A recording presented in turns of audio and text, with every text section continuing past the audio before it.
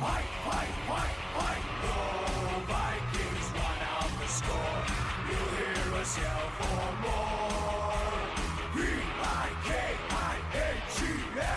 School Vikings, let's go. And you blew it! You blew it!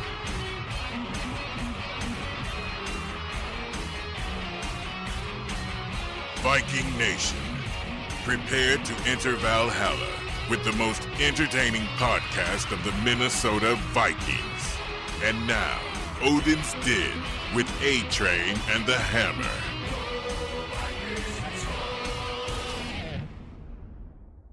Hi, this is legendary coach Bud Grant, thanking you for listening to this podcast.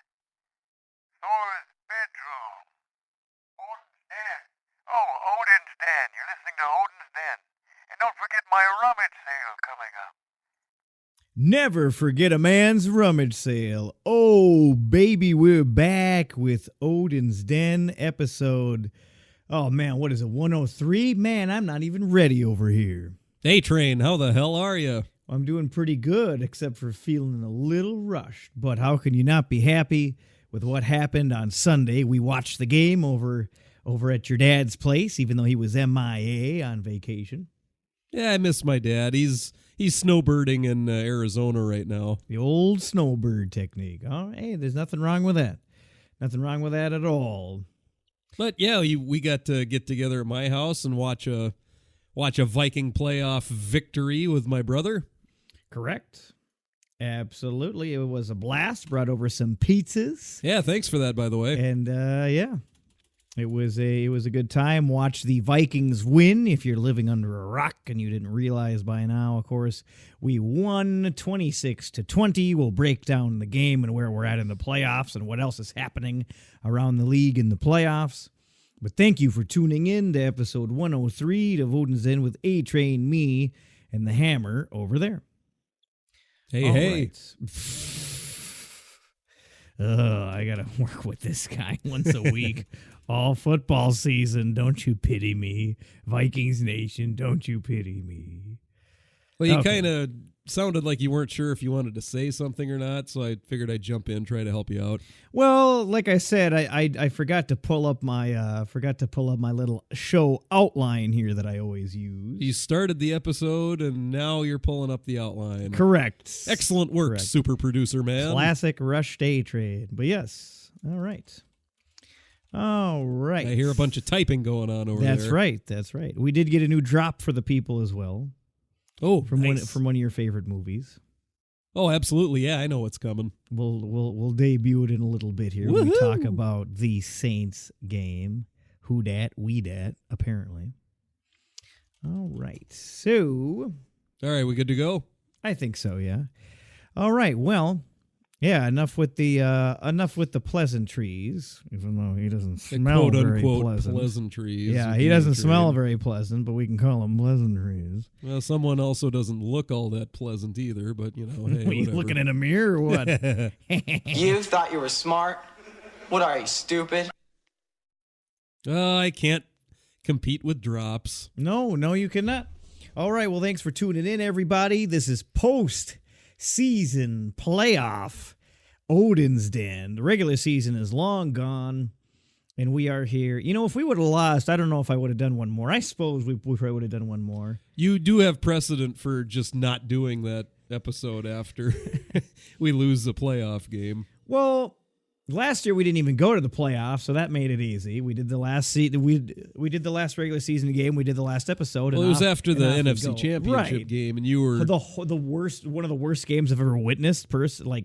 With my own eyes. Yeah, and you were like, God damn it, fuck that shit. Fuck I'm not doing a podcast. Fuck that. And I did end up doing a little 15-minute one, so screw you, hippie. Yeah, you kind of decided after the fact, like after you had told me, hey, don't bother with a podcast, fuck that shit. Then you came back and did like a quick 15-minute, I don't know, deal by yourself like or something. I cried and I wiped my tears with my Viking socks and, It's always nice to feel included. Ate a bunch of cheese and stuff, so. I believe it. What? How dare you, you son of a bitch. Poor little You A-Train. Hey, hit me with son of a another drop, bitch. though. Like what? Like you being stupid? Yeah. Hit me with another drop. You thought you were smart? What are you, stupid? See, I like Rodney so much. There. I'm good with it. There you go. All right, let's get into the episode. There actually is some news for once to talk about. A little bit of around the league and transactions for us, so let's take a look. Oh, do tell, A-Train.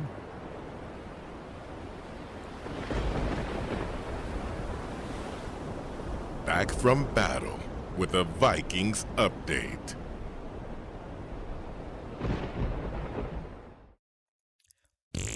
All right, let's get into the news. The news was not that juicy ripper that you just heard. It is some transactional news. Let's take a look here. Did we talk about Tony Brooks? I think we talked about Tony Brooks James. Oh, yeah. Yep, we mentioned that. So on December 31st, the last day of the year, Happy New Year, everybody, of course.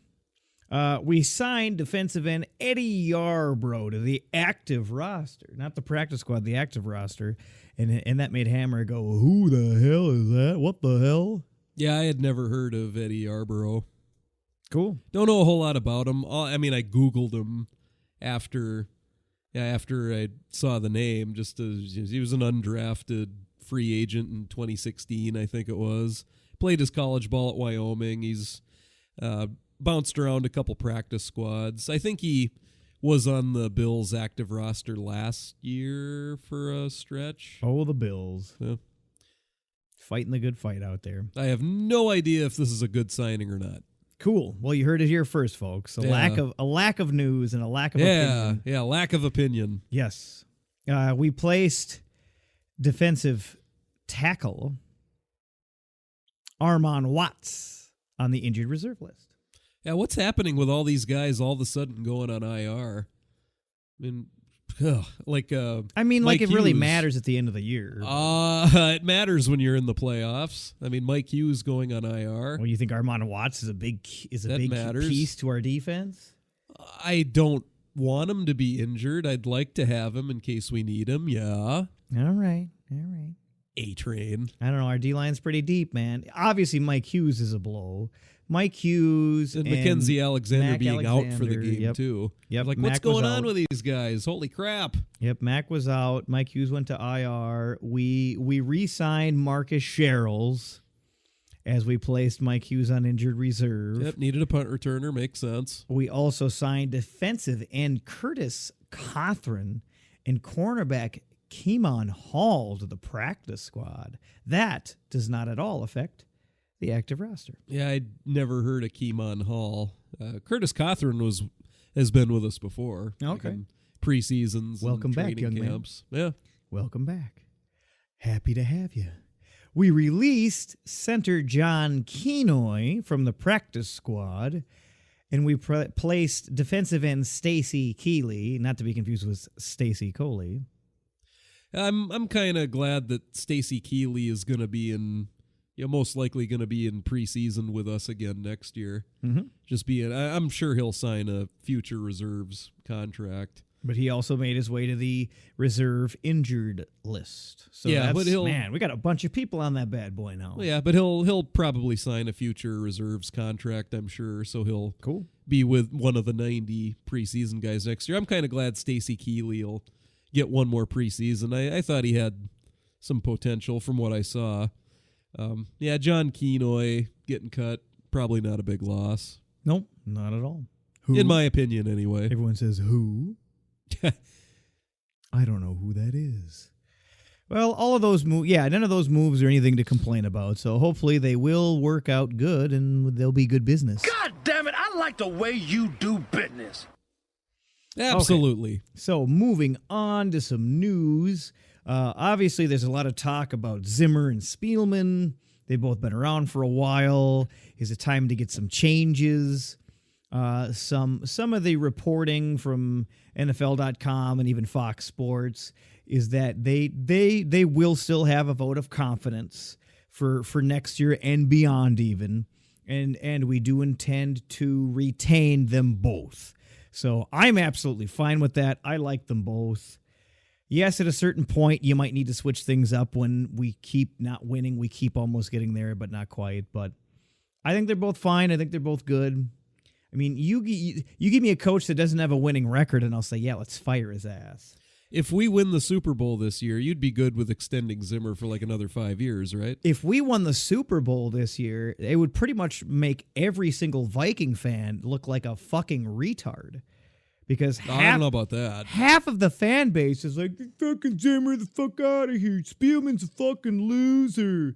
Well, how much of that is just angry words, though? Well, yeah. Well, that's the thing, though. Like, if we'd actually go do something real good, everybody can just shut up and eat their own shit, finally. Because it's like, it doesn't matter. Everybody's got their opinion. Everybody's got their frustrations. But it's like, everybody would just have to eat their own shit, man. It'd be kind of funny. It'd be kind of funny. I don't know. I don't think know they're if both I'd quite fine. go that far. I think they're both fine. Well, they definitely have egg on their face, and I hope they feel stupid. It depends on how consistent that particular, like the specific people have been. If it's just angry words after a tough loss, I get it. There's a ton of... You've been to plug for Purple Pain Forums. You've been to the Purple Pain Forums. You see all the talk about Zimmer and Spielman.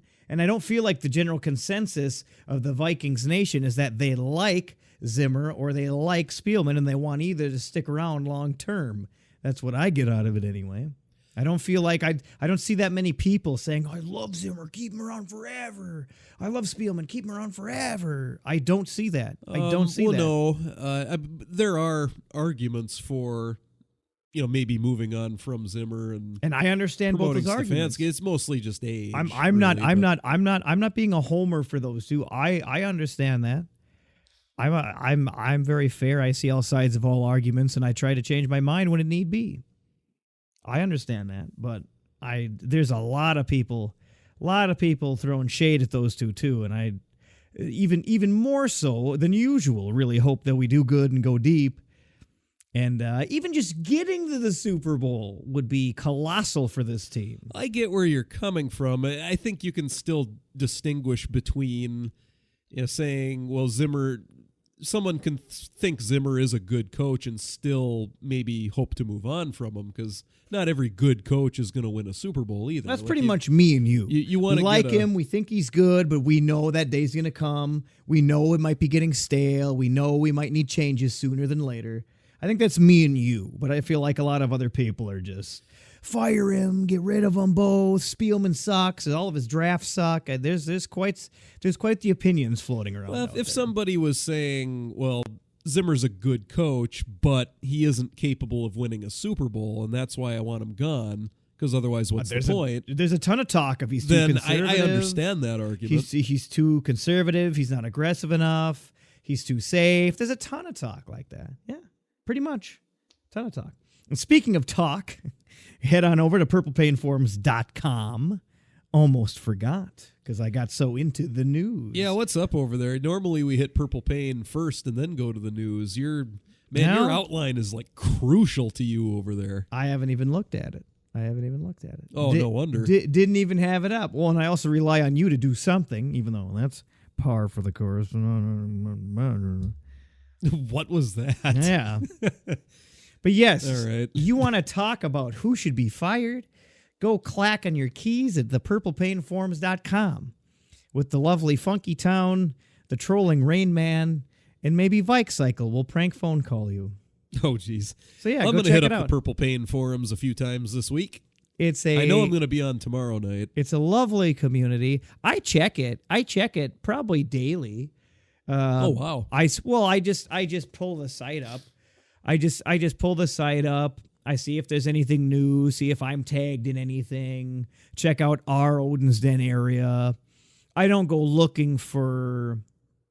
I rarely contribute to a different post that's not in the Odin's Den realm, just because I don't type. Unlike a lot of people on the internet, I don't say something unless I think it's like worth a shit, or it's actually like contributing or has some value or something of that nature. So I try to contribute value.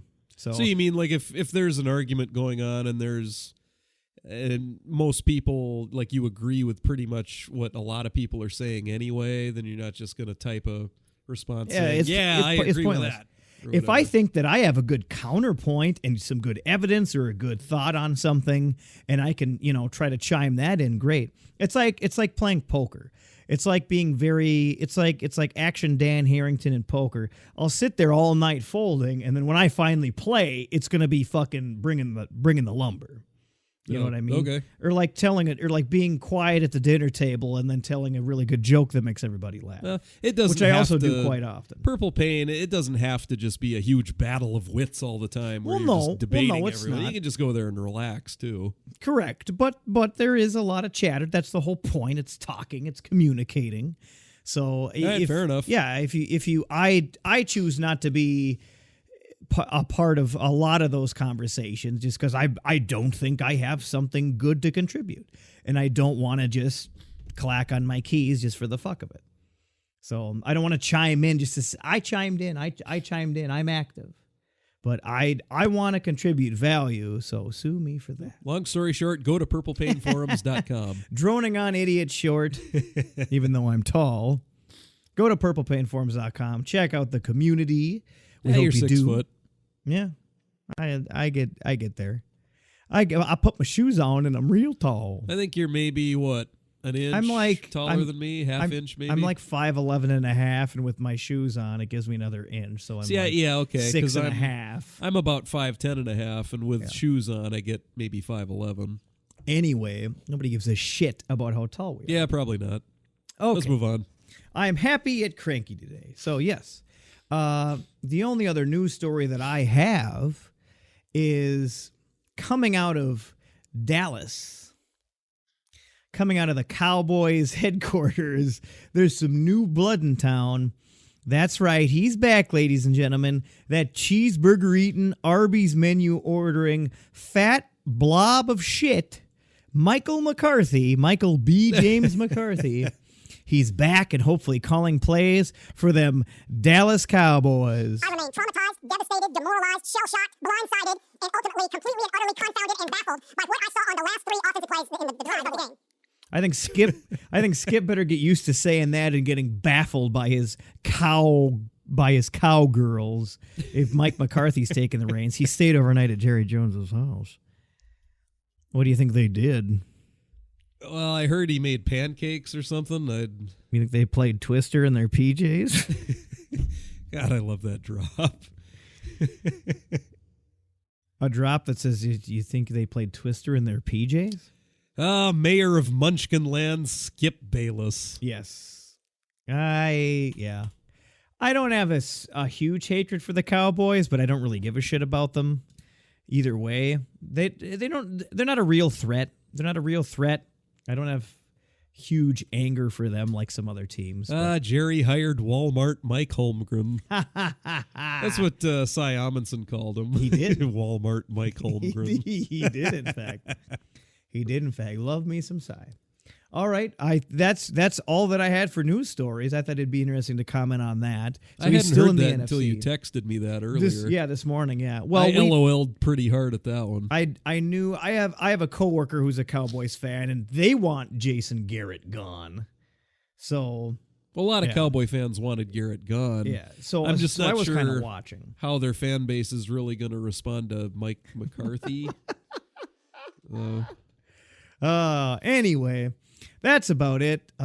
So we can go ahead and dive into the game. Glorious game. Let's actually look at the playoff picture first.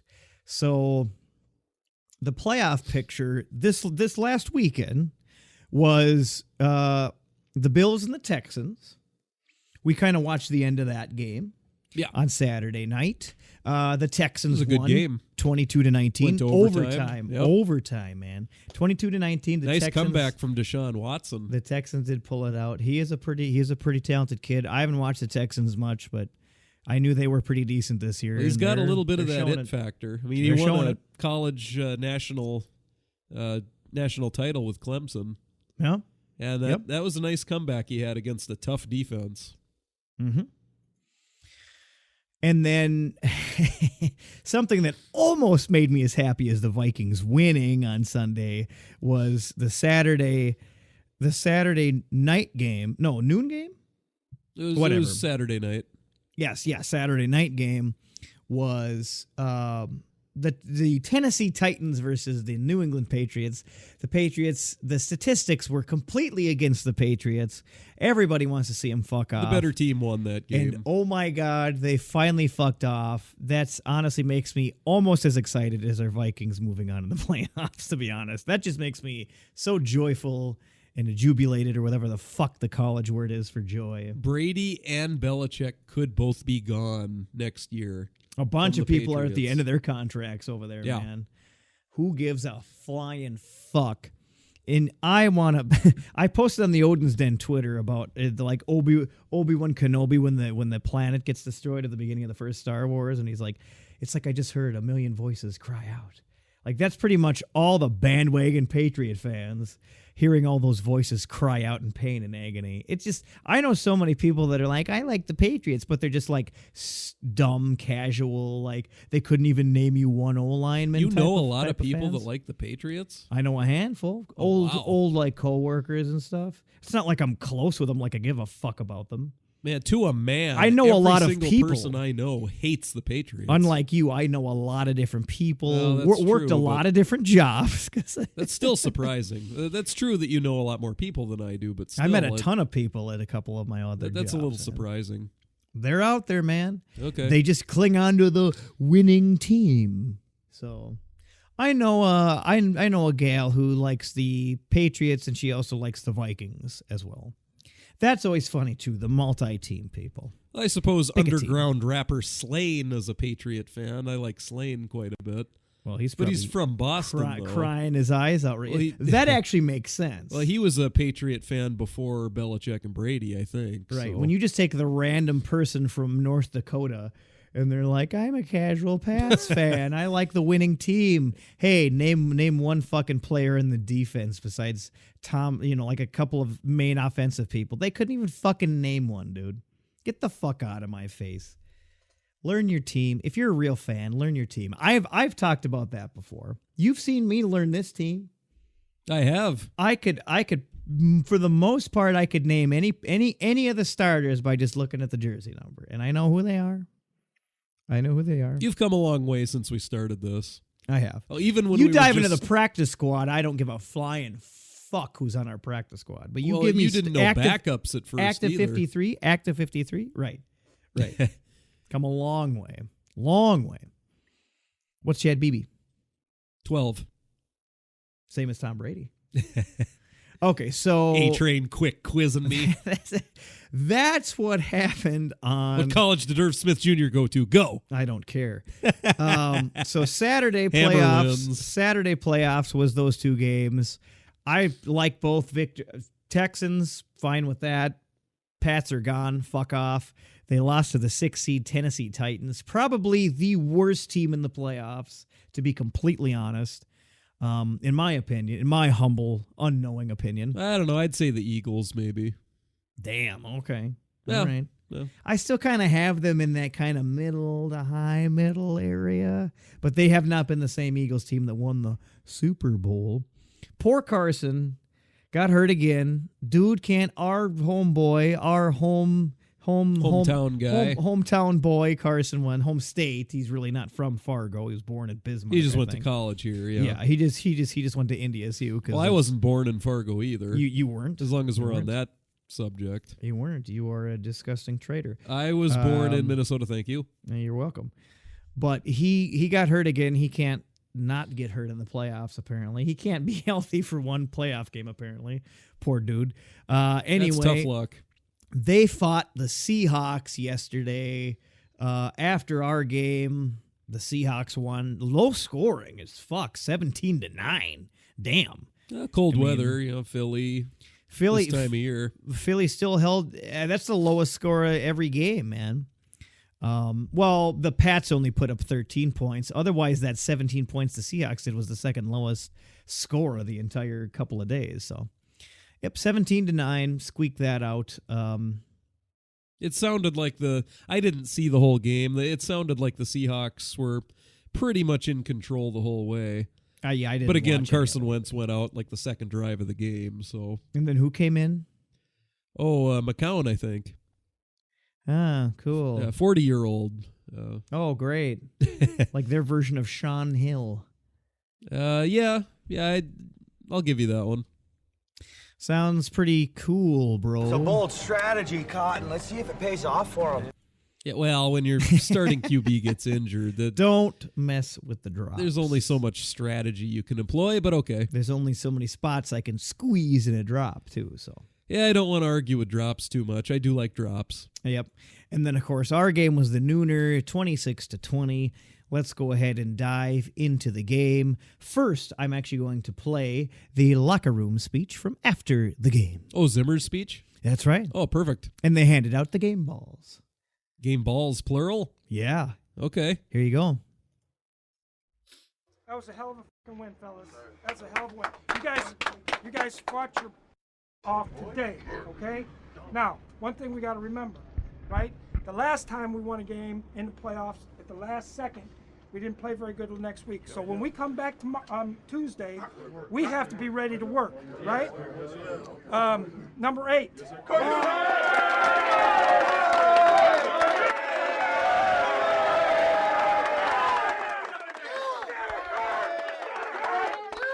How's it feel to win a playoff game?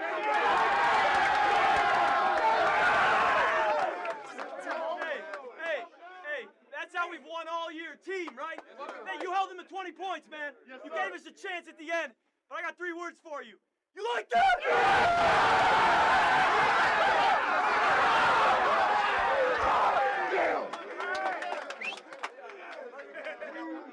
And to the touchdown catcher.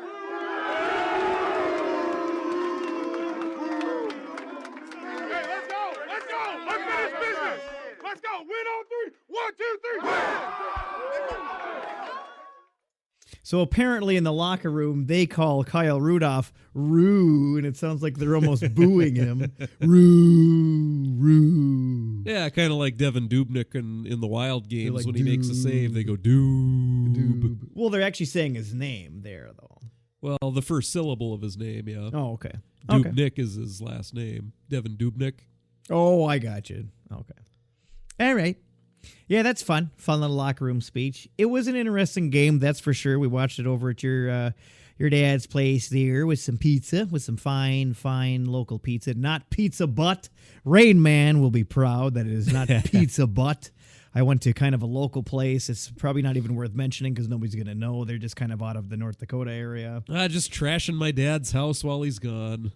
We all love it. Yeah, we tipped over the keg. We drank all the boxed wine. We smeared Cheetos all over the couch. He's going to be pissed. I think we should move out of Fargo. Okay, so let's go ahead and get into the game here. Yeah, interesting game. Overall synopsis by me, kind of just from the top-down view. Both teams... Little struggle on offense, little slop on offense. Our defense definitely showed up for the most part. Nobody's perfect. Their defense, I wouldn't say their defense was really good or better than ours. I think our offense just kind of struggled. It's some credit to their D and their front seven, I guess, or their front line, but yeah, when neither team checked out mentally. I mean, both teams were in this game. It was a competitive game, close game most of the way and everything. Surprising considering the first thing was a fumble. Yeah. The first thing in the drive summary for us is a fumble. That should have taken the wind out of our sails, and I thought it might, but it didn't. Fundamentals there. We were wondering if it was still just a little rust on Adam Thielen's part. I mean, he was holding the ball in his left hand, and then he led with his left shoulder. you were going off about how that's running with the ball 101. That's what I called it. Yeah, you don't run it with that hand. You run it with the other hand. Yeah, when you're going to your right, like to the right sideline, and you're leading with your left shoulder as you're running, you're supposed to carry the ball in your right hand. You always want to keep your body in between the ball and the defender. Pretty basic stuff, but Thielen didn't do that. It was like usually he's really fundamentally sound. So very much so. I was angry that first play. Well, how can you not be? He blew it. And you blew it. You blew it. I mean, he absolutely blew it. There's no hooked on a Thielen drops for this episode because he did not have a very good game. But give the team credit. I mean, after that fumble, it could have gotten really ugly really quick. I think most people that were watching it figured Thought the Saints it probably would. Like, this is going to be a blowout. Like, oh crap. Maybe. I maybe not a blowout, but definitely this is well, Viking fans, momentum I'm sure. immediately gone. Yeah. Momentum and wind in the sails immediately fucking gone. Well, and we decided to receive the first half kickoff because we won the toss. We did. And we didn't defer it. I'm kind of wondering if Zimmer might defer it next week if we win. Don't we usually defer? We usually do. And trust our D? Yeah, we usually defer and take the ball in the third quarter. And right after that, just knowing we took the ball right away and the Saints had right it away. a minute later looking to score. I was like, wow. Yeah. Now, our defense did damn good and did not let them score very much or very often. Held them very hard at first. It was field goal, punt, and then a touchdown. But held them to a field goal that first drive, which was good. And then we went on a nice. It was pretty much a Dalvin Cook drive that first drive. Yeah, had a nice long drive, got that field goal back, and then I think we 3-and-outed them on defense the very next series. So that was quite a response. Third to quarter, a little early adversity. The third quarter overall, they didn't do anything. Punt, and we had punt, touchdown, punt. So, yeah, our D for the most part showed up.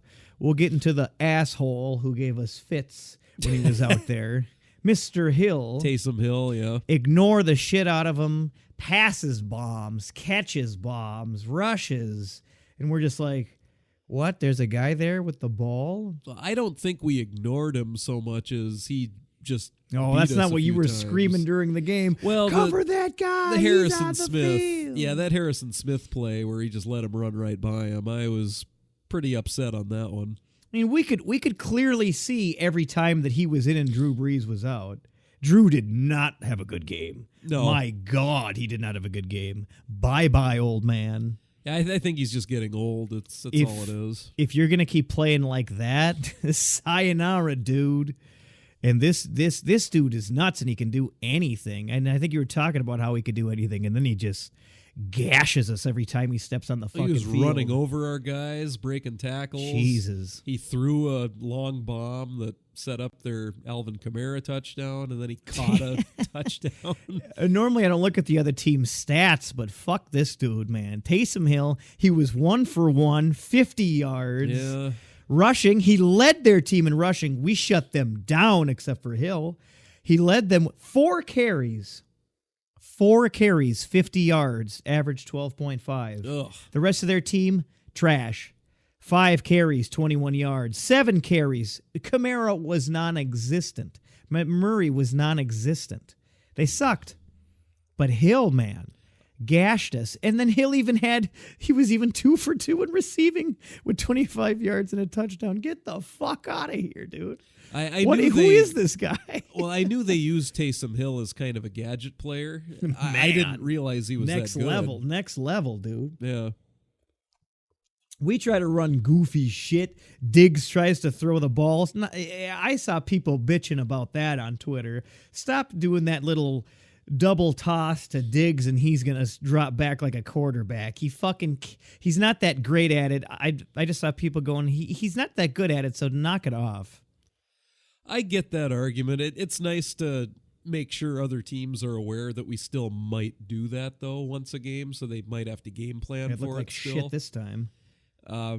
Yeah, when we run that play, it seems like it doesn't work, though. Pretty much every time we did a screen, you said they were locking down our screens. Yeah, the Saints were heavy keying on our screen pass. The screen just wasn't there.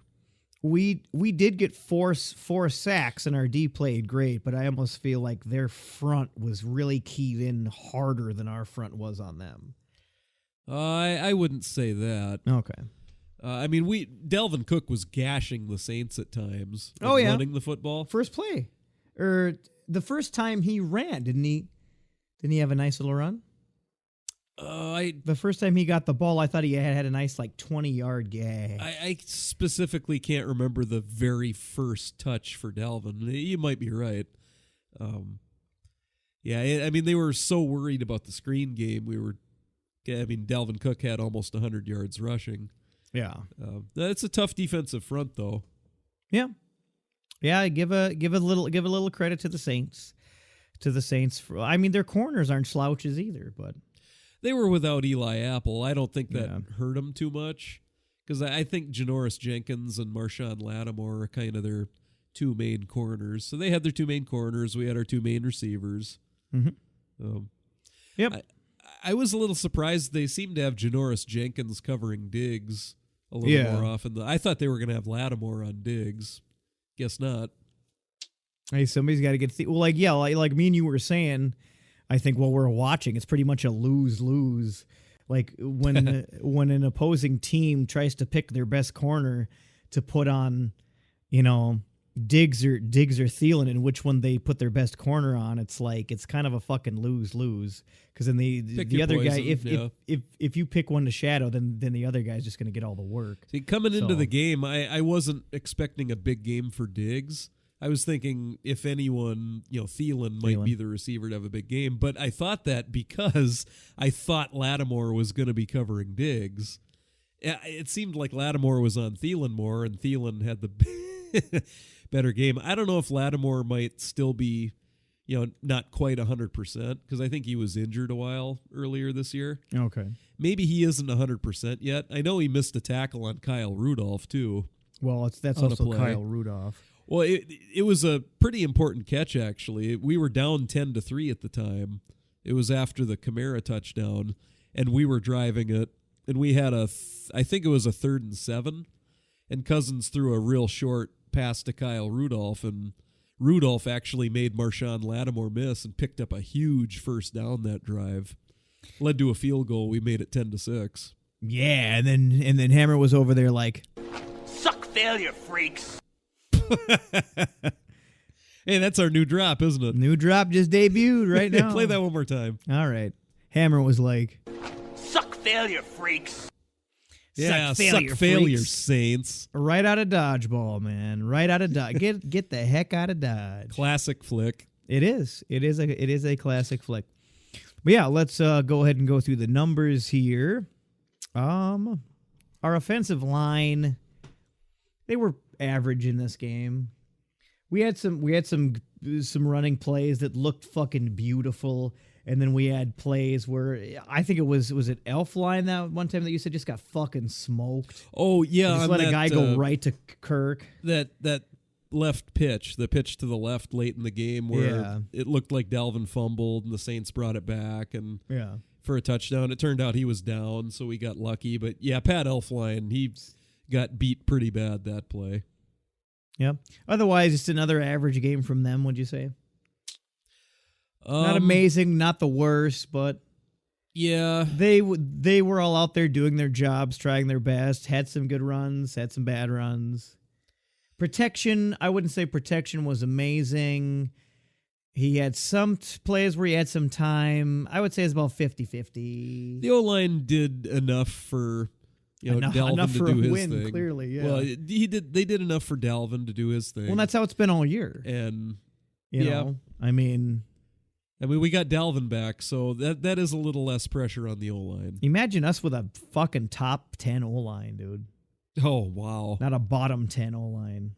Well, I think by some metrics, I thought I had read that there were some metrics that actually did have the Vikings as like a borderline top 10 offensive line. I don't. Wrong. Yeah, I don't quite agree with that. Wrong. I think that's more Dalvin and Kirk Cousins maybe getting rid of the ball quicker and making them look a little better maybe. You could just look at our run game and our yards and hit Dalvin's running touchdown, just the year he's had, and be like, oh, what a great year. Everything's great. On paper, it's great. That doesn't mean we have the best O-line in the league. That just means he's making shit happen. I don't think we have a top 10 offensive line. No, we don't. If you got two fucking brain cells to rub together, I'd put a top 10. They ain't even a top 15, dude. Get the fuck out of here, man. We can maybe say they're league average. I would be okay if someone said that. Get the fuck out of here. Yeah, league average O-line. Well, like 16 to 18-ish. We're in the 20. We're high teens, low 20s, dude. Get out of here. All right. They gave Kirk enough time. Kirk didn't have it didn't seem like he was having the greatest day as I watched it unfold in front of me. Not the worst day on paper. 19 for 31, 242 yards, 1 TD, no picks. Kind of quiet, average. Did his job. Would I give him the game ball? No. Fuck no, I wouldn't give him the game ball.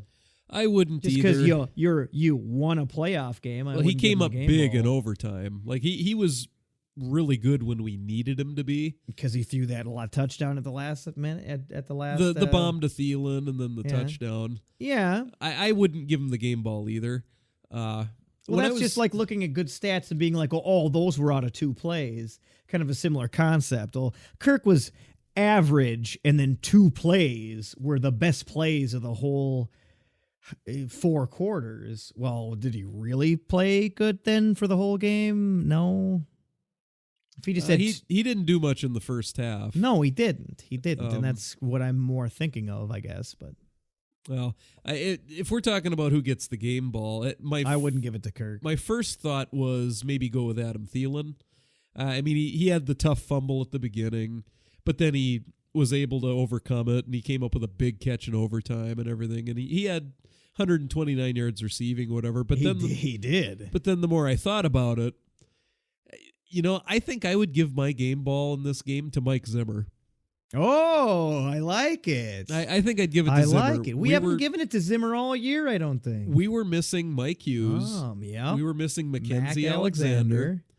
And he still was able to keep Michael Thomas in check.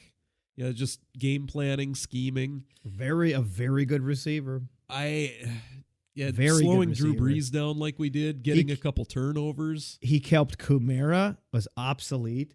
Michael Thomas wasn't really doing much. Let me look.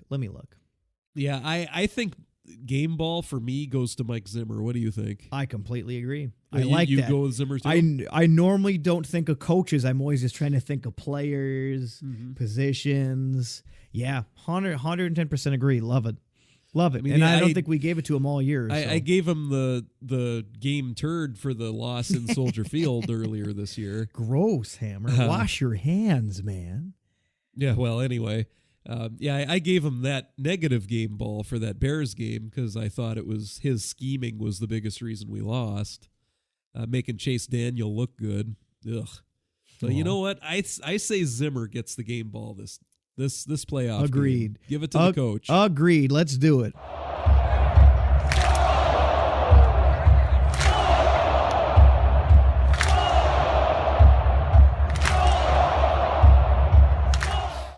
So our planning was obviously something worked.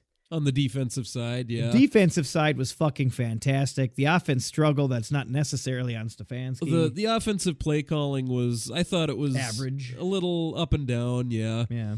There were a couple times where I was feeling a certain play and they did it. We were watching the game and I remember right before that 3rd and 1, I was like, I'm feeling a CJ Ham carry this play. Oh, man. There were people screaming for him sooner than when he came out and got the ball, man. Screaming for him sooner. You talking about like online? Yeah. Oh, okay. So I was like, my brother wasn't doing that. No, he was just eating. Cheddar Chex Mix because he's cheddar fingers. Well, but yeah, and then that pitch that almost ended up being a touchdown for the Saints. I remember thinking, this first down play, I think I would call a pitch. Pitch it out. I wanted to do a running play, but I wanted to try to get him on the edge. And that was the play that almost ended up being a touchdown for the Saints. Although I still defend the play call. It was just not executed well. Right. Blocking. Yep. I don't have any huge complaints with Stefanski this game for play calling. Just a couple, like that trick play when he called it, I didn't. That was trash. It didn't go anywhere. It wasn't the right time for that, I didn't think. Nope. Agreed. But you know what? We stuck with the run, I mean, I think we gave Dalvin like 28 carries. 28 carries, 94 yards, 2 TDs, average 3.4. Could have been better, but damn, we pounded that run game. I think we learned from DiFilippo, you can't just abandon the running game, even if you're facing a tough front seven. And he didn't want any Stefanski, run to in his the first credit, place. he stuck with the running game, and He it did. paid off. He did. And I'm sure Zimmer was like, stick to it. Yeah. And so instead of going against his wishes, like DiFilippo, he stuck to it. Sure. Patented that nickname here. And you said the Saints didn't have good time management. Yeah, Stefanski, I thought he called a better play, or called a little bit better game than Sean Payton did. That time management at the end of the game was awful. I don't know what the Saints were thinking there. I thought it was great. Well, it was great for us, yeah. As Vikings fans, I thought it was great. Hey, play that Skip Bayless drop again quick. All right. I remain traumatized, devastated, demoralized, shell-shocked, blindsided, and ultimately completely and utterly confounded and baffled by what I saw on the last 3 offensive plays in the drive of the game. See, that's how you felt about this game for the Saints as a Saints how, fan. That's how Saints fans are seeing Sean Payton's play calling this game. Probably. That drop right there. Probably. That brilliant Skip Bayless drop. You're welcome. Fresh off his America. stint with the Lollipop Guild. You're welcome, all Vikings Nation. Oh, God, I love that drop. Yes, you do. Yes, you do. Let's keep going through the stats here. All right. Yeah, Cook, of course, led the rushing. Madison had 5 carries. Very quiet for anybody but Delvin. They weren't... I mean, other people got the ball, but man, 28 carries. Holy shit. I just hope he doesn't... I'd like to see more of a rotation, so I just hope he doesn't get hurt again or anything. But he did fine. Madison had 5 carries, 20 yards, averaged 4. Abdullah had 1. Diggs had 1. It just goes down from there. So, dominating carries. I was good with that, though. Well, I am too after the result. If we had gotten out to a nice big lead, then you could work Madison in more and maybe rest Dalvin and everything. This was a game we needed Dalvin. Like put out your playmakers. It was a close game, and we're in the playoffs. It's like it's go time right now. Put out your playmakers, man. He had some time to rest. Get him out there. Shake off that rust. Let's do this. In a perfect world, next week we jump out to a 50-point halftime lead against the Niners, and we got Madison and Boone running the game out the whole second half. Alex Boone? What? It's kind of funny. It's kind of funny how in both positions, rushing and receiving, there's one dominating person, and then everybody else is quite a bit behind them. Dalvin Just for the Thielen rushing. Thielen. Thielen was 7 for 9, 129 yards, no TDs. But then the next closest person is Dalvin, who is 3 for 5 and 36 yards. I wouldn't call that very used in the passing game. And they were, like you said, they were sniffing out our screen. So that was really dominant to Thielen.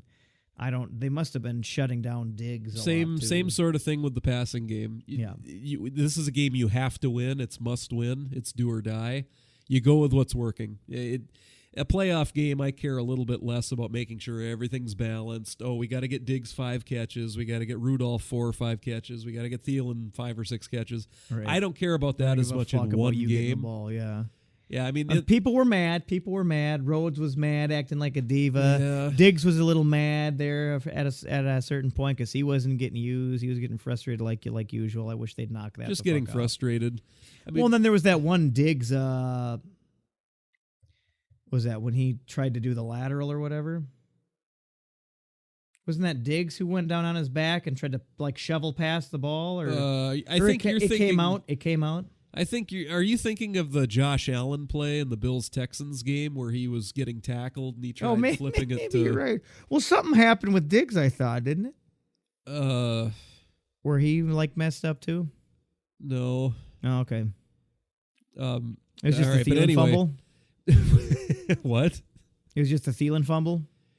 Yeah, that was the only play. Yeah, that was the only fumble. That's the only play I can think of. Jalen Holmes recovered a fumble. Yeah, and Daniil forced a fumble. Forced a fumble on Breeze. Yeah, big play in that game. Big play. I'm trying to think of anything else you might be thinking. You have to just be thinking of Josh Allen. Well, what else did Diggs do besides just bitch like a baby and not do anything? Well, he caught a nice third down pass for a first down. We had that 3rd and 1 in overtime. Yeah. And on 3rd and 1, we dialed up a slant to Diggs for, I think it was 8 or 9 yards. It caught him off guard with the play call. He was 2 for 3 with 19 yards, so it was a pretty quiet day for him. But well, in maintaining balance like that between your receivers, that's more important in the regular season than it is in the playoffs. Because over the course of a 16-game season, you want to be showing other teams that you can go to 7 or 8 different guys if need be. Right. Make them have to game plan and defend every possible player. You're right. Because so you stay unpredictable and you spread the defense out because they're worried about everybody. Right. I mean, in one playoff game, that doesn't matter as much. Now, I understand Diggs being frustrated for not getting the ball as much. I mean, he's a competitor. He wants to win. He wants to help his team win. So I get it. It just isn't as important in the playoffs. Correct, it is not. I don't know what Rhodes was angry about. I'm getting that tired play of with him Rhodes. and Harry were out there, and you remember that? Okay, yeah, the play Rhodes got turned around.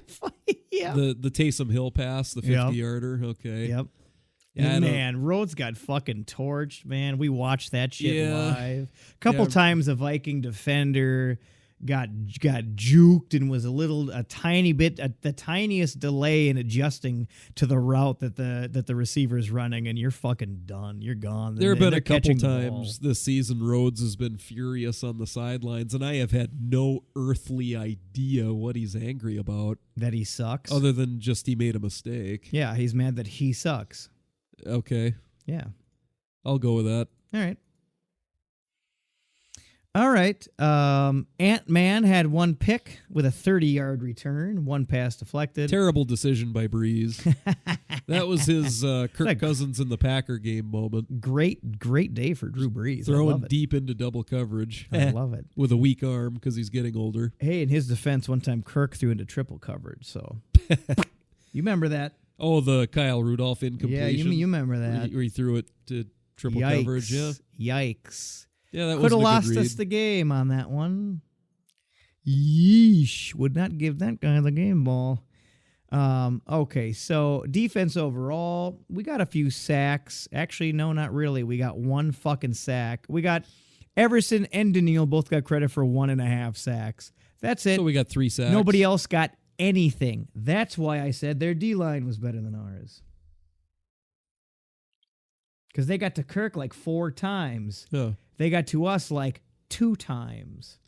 Well, we ran on them better than they ran on us, though. So I still wouldn't say their D-line was better than our D-line this game. It just felt like they stopped a lot of our plays before Maybe they even close. started. They stopped a handful of our plays before they even started.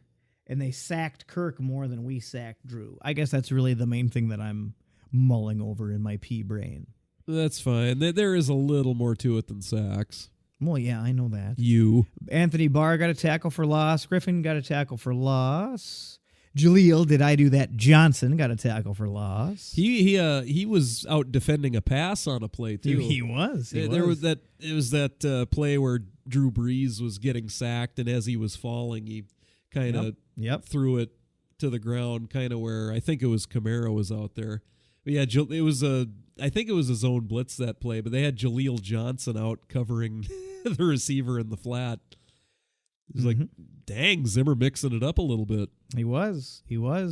Dan Bailey did fine, 2 for 2 on his field goals. They missed a field goal, which that was a made big me miss. Laugh eternally. That was a great miss. Would that have changed the outcome of the game? Yeah, maybe. Yeah, maybe. Because then they would have had that 3 extra points. Instead of being tied at the end, they would have had that 3 extra points to work with. I mean, it's hard to say because there's always butterfly effect, and maybe they call different plays if the score is different throughout the second half. Because the last thing that happened was them kicking a field goal to tie it. So if they would have had that other 3-point buffer in the same, let's say the end of the game, the fourth quarter was the same, but they get that field goal, we lose. Yeah, That's the it. fourth quarter might not have been the same That's because of butterfly effect again, but you could look at it that way too. Inside of a vacuum. Dan Bailey was 2 for 2 on field goals, 2 for 2 on extra points. I think we're both kind of just in a roundabout way saying that the Vikings played a little bit cleaner game than the Saints did. We'll just call it that. Yeah. We'll call it that. Both teams have had better games. Both teams have had better offensive performances. Both teams had a solid defense performance. Ours was better. But yeah. Cousins played a little bit better than Breeze did. We strolled in there and beat their asses. Our defense did a little better than their D did. Like all around, we played a little bit cleaner game than the Saints did. We had time of possession. The Bourbon Street Miracle. On our side, yeah. The on our Bourbon side, Street Miracle. We won the turnover battle. The better team won. They did. We did. Refereeing, I mean, they made a mistake or two on each side. It felt like it was more or less even. I don't know why everyone's making such a big deal about that last play. The Kyle Rudolph touchdown Kyle to win the Rudolph, game, yeah. you mean? Yeah, I don't get why anyone... Because he pushed away, and you're not supposed to push away. It wasn't much of a push. It wasn't that bad, no. Yeah, a ref was right there, and they didn't call it for a fucking reason. They said there wasn't enough contact. Yeah, I agree with that. They're probably looking at how long the contact's being made, how forceful the contact's wasn't being made. consequential enough. Right. The Yeah. NFL If okay, so we see a little push. Do we think that would actually affect the outcome of the play? If the answer is no, they don't throw the flag. If the answer is that changed the outcome of the play, it could have been different. If without that, there you go. The league office pretty much announced, like, yeah, that wasn't. There wasn't enough pass contact. interference. Is exactly what they said. Yeah, I agree with that. I wouldn't have flagged that either. He's speechless, ladies and gentlemen. He's speechless. Yeah, I get Saints fans being upset about last year's refereeing. That was fucked up. The Rams, yeah, that was actually a bad egregious. That changed the miss by NFL refs. rules. It was so fucked up. Yeah, I mean this one though. They came out and said it was wrong. Well, shoot, you know what though? The Saints, they have their Super Bowl ring because they fail married us in overtime of an they NFC can still championship completely game. fuck off. So completely fuck off. Yeah, they still actually owe us a referee game as long as we're on that topic. But I digress. Yes, you do digress. So suck failure. Suck failure, freaks. Couldn't have said it any better myself. Let's look at the team stats here. Very close, actually. Total yards, we were 362. They were 324. Very close. Close enough. Passing yards was super close. We were 226. They were 227, off by a yard. Rushing is where a little bit of a gap starts to come into play. We had 136. They had 97. Average yards per play, we were 4.9. They were 6. Oh, interesting. Points scored, obviously 26-20. Fumbles lost. We both lost a fumble. That was it. Picks thrown. We didn't throw one. They threw one. Sacks allowed. We actually both allowed only 3. So it just felt like they were getting more pressures. They might have been getting more pressures. They weren't getting more sacks. They might have been getting more pressures. I don't know. It was pretty comparable. Yeah, I thought it was at least pretty comparable because we had Drew Brees flopping around on the ground a few times. He had a bad game. God, they were 13-3. Ooh, yuck, yikes! Poor Saints fans. Well, Saints fans now can end up being a little pissed about that referee game the Packers got against the Lions this year too. The Packers have a first-round bye this year because they got that referee game in Lambeau with the Lions. And the Saints would have had, and it could have been the Saints. Yeah, the Saints would have. Yeah, be mad at that, Saints idiots. Yeah, Saints would have had a first-round bye if it wasn't for the Packers always having the referees up their ass. Man, must be nice, right? Yeah, must be nice. Must be nice. All right. Yeah, sacks allowed 3 and 3. Third down efficiency.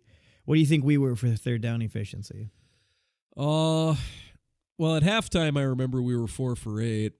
I'll just say we were 50%. 55%, very close. Oh, okay. They were 36. Oh, I bet that's partly why their yards per play was better than ours, because they got a couple of big plays, and we were taking a couple more plays before we were getting our first down each time. Right. Because, yeah, we had more third downs than they did, right? Yeah. Okay. Yeah, that would help explain that then. Because we were sustaining drives a little better than they were. Time of possession, Hammer's favorite boring stat. Oh, hell yeah. Oh, boring stat. Boring as Whatever. shit. Oh, shut up. I'm just a crank today. Not it has nothing to do with the Vikings win, obviously. But Oh, yeah, clearly nothing to do with it. no, it's got nothing to do with it. Time of possession, we were 36-56. They were 27-24. Oh, we were beautiful. losing that horribly at first, weren't we? Music to my ears. Yeah, it started out bad because we had the ball for about a minute, and then they had it for 5 minutes, however long it took them to kick that field goal. Yep. Yikes. And that's my point, though. You can sit there and drive up and down the field all day long and not actually get anything out of it. Just get a field goal out of it. And if we just go wham bam score, and then they're like yards, punt, 5-minute drive, and then we're like 2 minutes, bam bam score. That'll get balanced out by 3 and outs where you don't. You could have do that it all much day long, and you don't score. I know it's listen to yourself. It's in a over perfect there. A train world.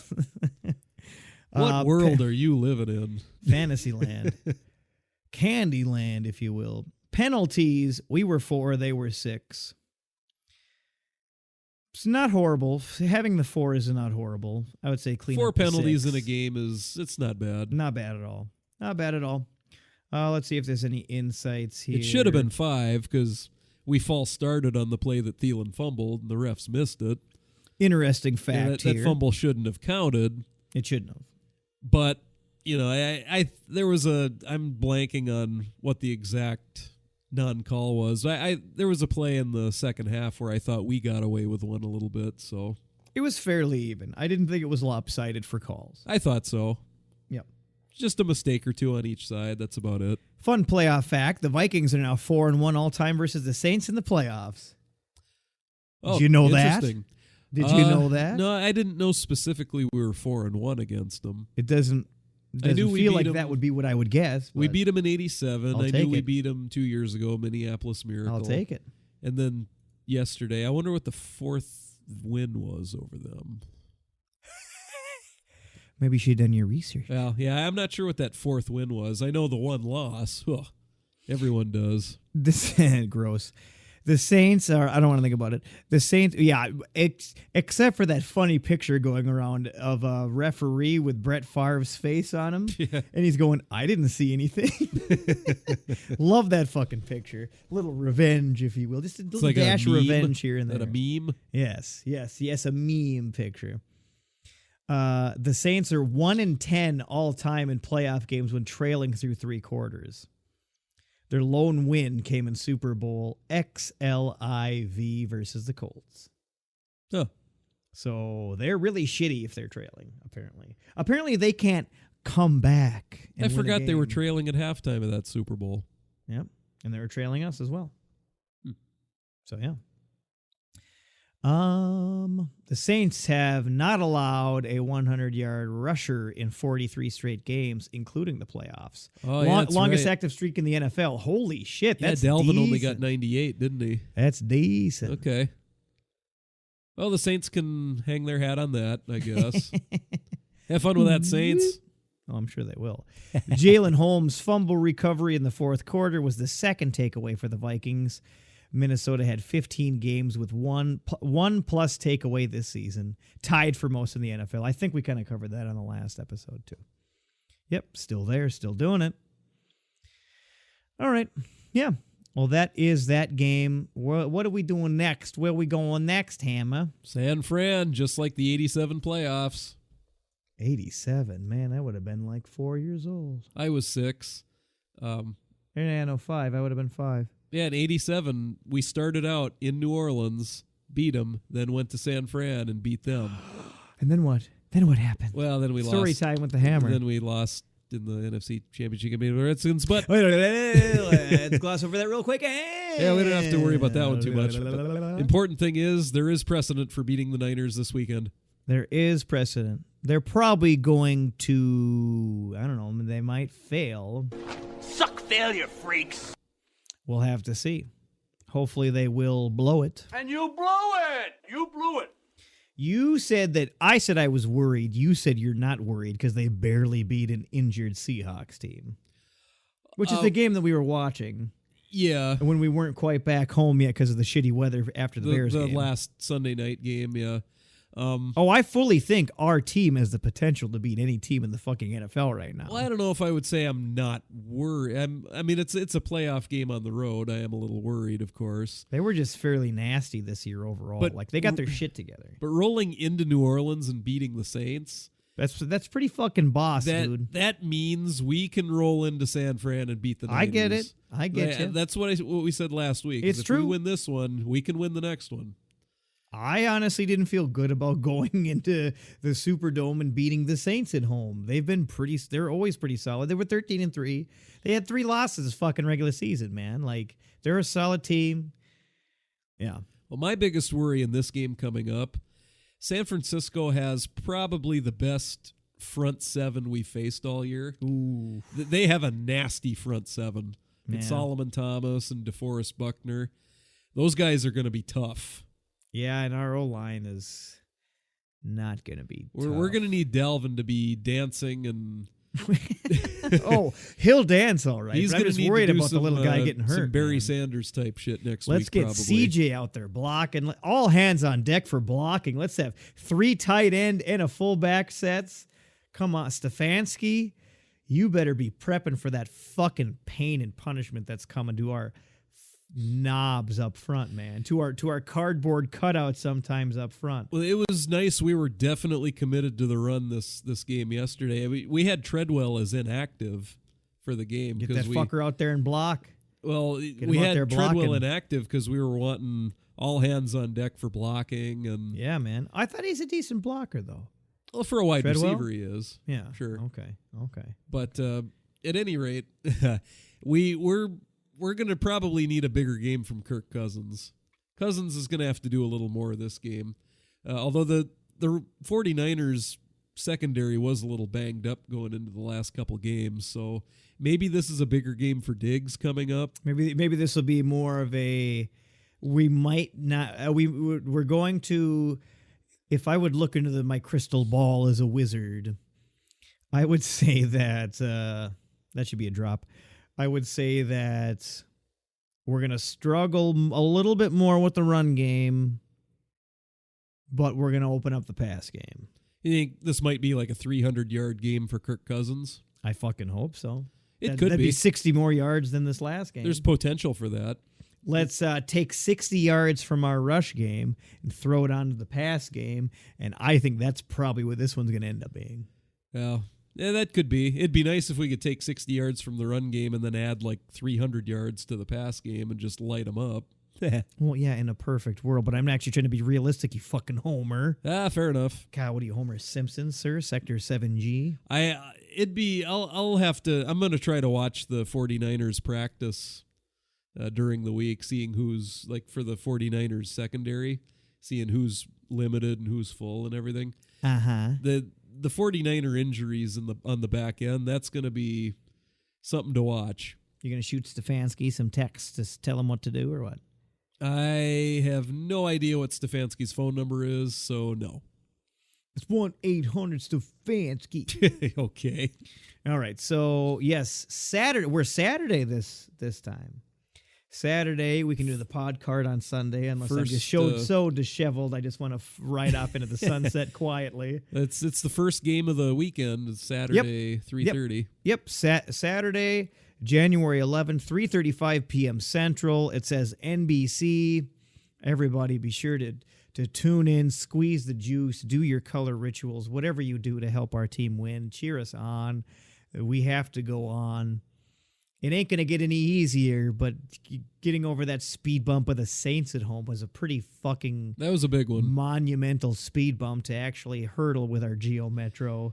It's like we're in a Geo Metro in a mall parking lot, and we got about five huge speed tables in front of us, and we're doing 60. I hope we can get Mackenzie Alexander back, too. That was a big loss. What was his injury? Let me look. I'm not even sure.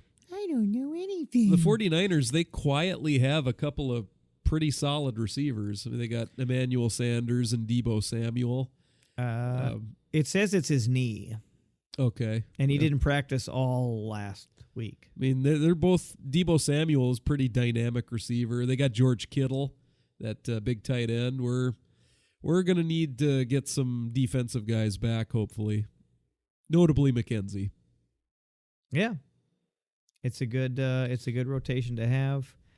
But yeah, here's hoping. Everybody tune in. Everybody watch the game.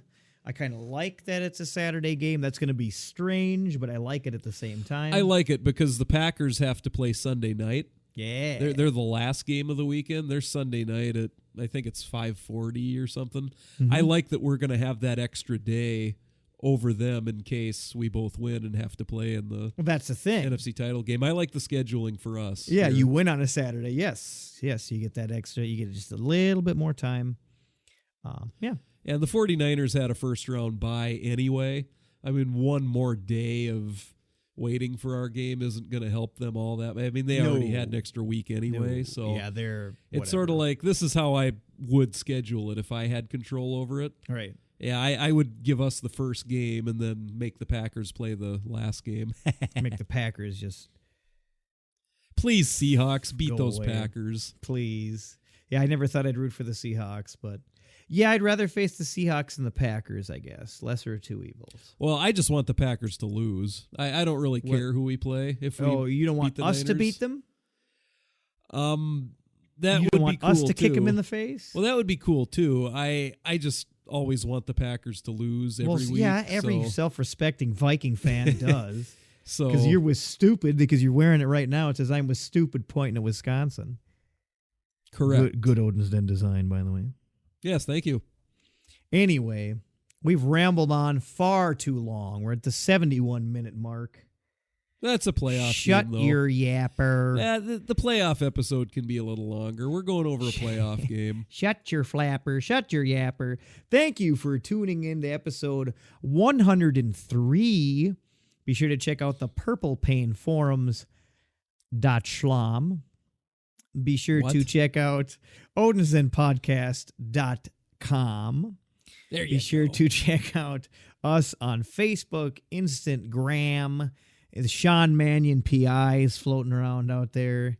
We're on the Twitter twatter as well. I like to try to roast people on Twitter and make fun of them.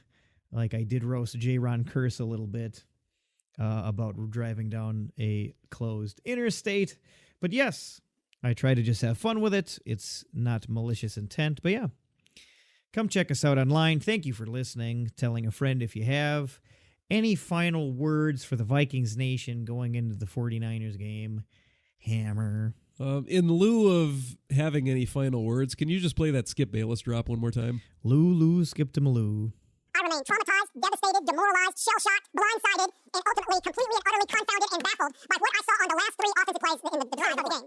Ah, thank you. Hope everybody else likes it as much as you. Hammer out. Otherwise, you're just annoying everybody. Thank you for listening. Have a good rest of your January 6th week. And I'll see you after we win. Thank you for listening to Odin's Den. Be sure to follow us on iTunes, Stitcher, and YouTube. Get all of the latest at odinsdenpodcast.com. Skol!